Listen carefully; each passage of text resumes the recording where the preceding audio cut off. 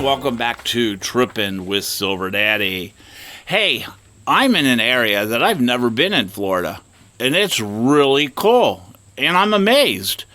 I'm so amazed there's something here that I never even knew Florida had, and we'll talk about that in just a few minutes. But where I'm actually at is called the Paynes Prairie Preserve, and this place, all this land, was once the largest Spanish ranch in Florida in the 1600s. And it was actually owned by Mendez Marquez, and he was a relative to the original founder of St. Augustine. And he had all this land here, and he brought over cattle from Spain, horses, and some of the horses are still here today, the wild horses. That's not the amazing thing yet, but there are wild horses in this area. But that's not the amazing thing. I'll get to that in a little bit. But it was very interesting, and the ranch was Rancho de la Chula. And Chula actually means, in the Native American, it means sinkholes. So there's sinkholes in the area. But this place has everything. Now, I'm going to tell you one thing. I cannot even describe the beauty of this land. I have taken a lot of photographs, so make sure you go onto my Instagram, Trippin, that's Trippin, with Silver Daddy, on Instagram, just so you can take a look at some of these beautiful pictures that I posted. But there's so much that was going on here. And they actually, because the cattle did so well here on the grasslands and all that. But the closest place for them to actually sell the cattle was over in St. Augustine. But it was far away, and they had to cross the Johns River, which was really dangerous, and it took forever. That they actually was selling the cattle. They took them over to the Gulf, and just took them down to Cuba, and illegally sold the cattle in Cuba.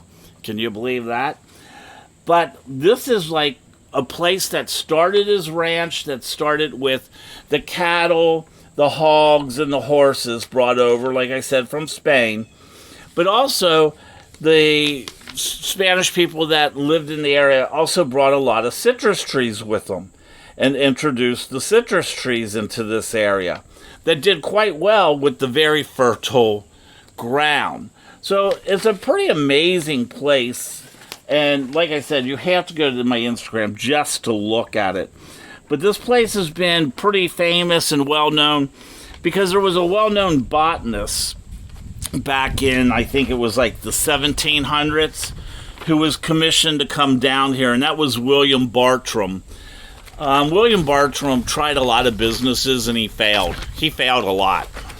You know, like we say, you got to fail to succeed, and he did a lot of failing in his businesses, but finally his love of nature brought him down into this area, and he became pretty famous for his wildlife drawings of the floral and everything in the area.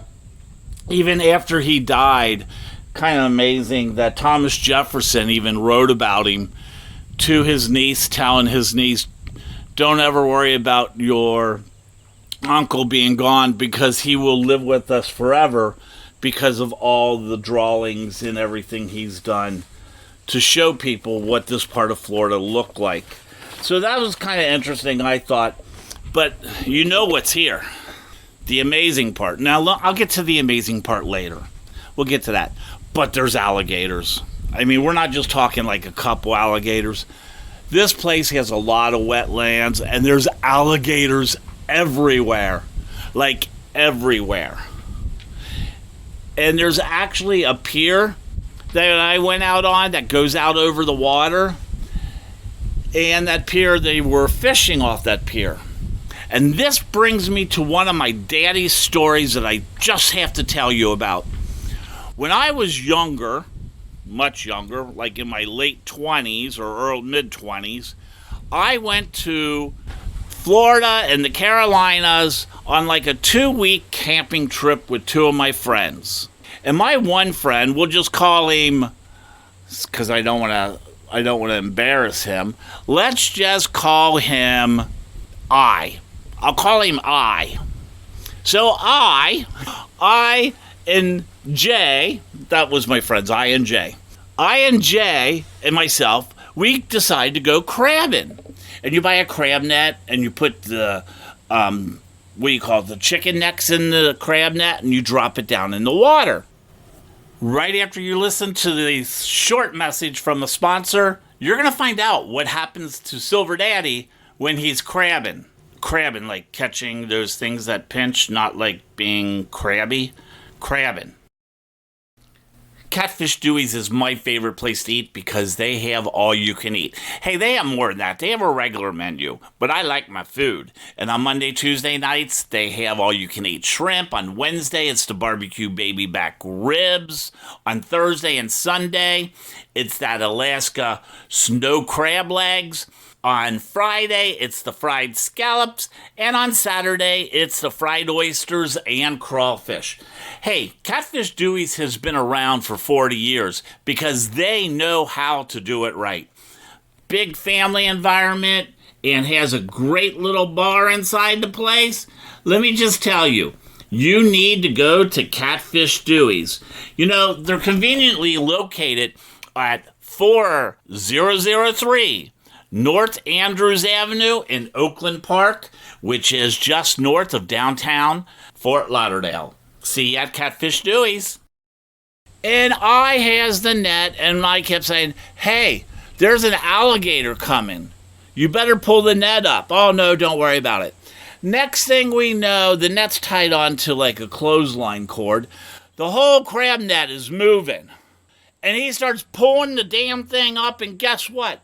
The frickin' alligator was in the crab net, and he's pulling it up, and we're out on this pier, and he pulls it up onto the pier. And the damn thing gets out, and now I'm stuck on this pier, cornered by a damn alligator. I mean, it wasn't big, but it was big enough that I was scared. Oh my God. I was always doing crazy-ass stuff. He's an ex-Marine. So he was always causing problems. And oh my God, I was screaming and yelling. I don't mind gators out in the water because I know how to tell if there's a gator in the water. And someday I'll show you that. I'll actually take a video and show you how you can tell if there's a gator in the water. But I can't do that now on the podcast. But I will show you that one day. But oh my God, I was cornered on a pier above the water with this alligator that was probably about 3 to 4 feet long. And they go running off the pier and leave me there. Finally, the damn thing fell down in the water. I almost beat the living shit out of I, which was pretty hard for me to do since he was so athletic, but I did it anyway. I was so mad. Okay, back to what I was saying. So, there's a lot of really cool things here. Besides the wild horses. And now let me get to one of the amazing things. Probably the most amazing thing that is here is... Oh, wait a minute. I'll get to that in a second. Did I tell you there's actually a visitor center? And the visitor center is really cool because it's shaped like a sand-billed crane. You know anything about a sand-billed crane? How they got these... They're gray and they got these big wings and they walk around the water. So... the building itself is shaped like a sand-billed crane, which I thought was really pretty fascinating. And, you know, there's a lot of cranes in this area. They build nests here on floating mats. So, you know, pretty cool. So we do have cranes here, too. But that's not the amazing thing. You know, there is something more amazing. Okay, I'm not gonna play around anymore. The most amazing thing here is they have, drum roll. Wait a minute, I gotta get my drum roll. Drum roll. Can you hear my drum roll? That's me hitting on the drum roll. The most amazing thing is they have bison. Yes, Florida actually has bison. They have a herd of bison. And I never knew that. I mean, we all knew that bison lived all across the United States before all the people from Europe came and destroyed them. But this area was native to a species of bisons that has now pretty much in Florida went extinct, but they were reintroduced back in, I think it was like 1975. And there's now a herd of bison here. And the herd of bison here is about 40 strong. And recently they just removed the male bison because they don't want a breeding stock of bison. Because the land can only carry or can only hold so many bison because, otherwise they become weak. But there are bison here, which I thought is amazing. Now I'm going to go look for bison. I don't know if I'm going to be able to find any, but I'm going to try to find some bison. But I thought that was amazing. Florida has now bison. Hey everyone, I'm going to go look for a bison. I'll be right back. So please listen to our sponsors. You're listening to Trippin' with Silver Daddy. You know where my favorite place to go shopping for gifts? It's Leatherworks. Let me tell you, it is so much fun to buy my friends gifts from Leatherworks here in Fort Lauderdale. It is the Southeast United States' premier leather and fetish shop. They have thousands of items. I love their hats and their shirts. Oh my God, they have some of the coolest pants. But they have the stuff that I really like the harnesses. They have bondage gear. Oh my God, and the toys. I probably can't tell you too much about the toys. But let me just tell you this. They have impact toys. They have everything you could ever want. You need to go check them out. You can buy online. Go to leatherworks.com. That's leather and works is WERKS. It is where Silver Daddy goes shopping. I hope you're enjoying our trip to Ybor City. Hey, there's a few what I call housekeeping things that I want to do. First, make sure that you subscribe to my YouTube page and please tell your friends too. I would really appreciate that. And check out my website, trippinwithsilverdaddy.com.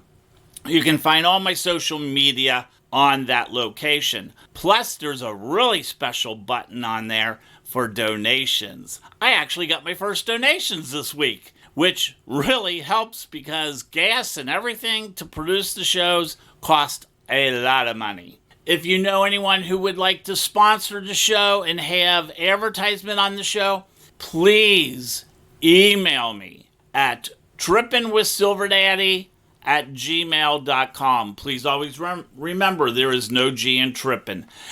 So I need to do a shout out and thank a few people. First of all, I want to thank my housemates for putting up with me. Trust me, that's bigger than you think.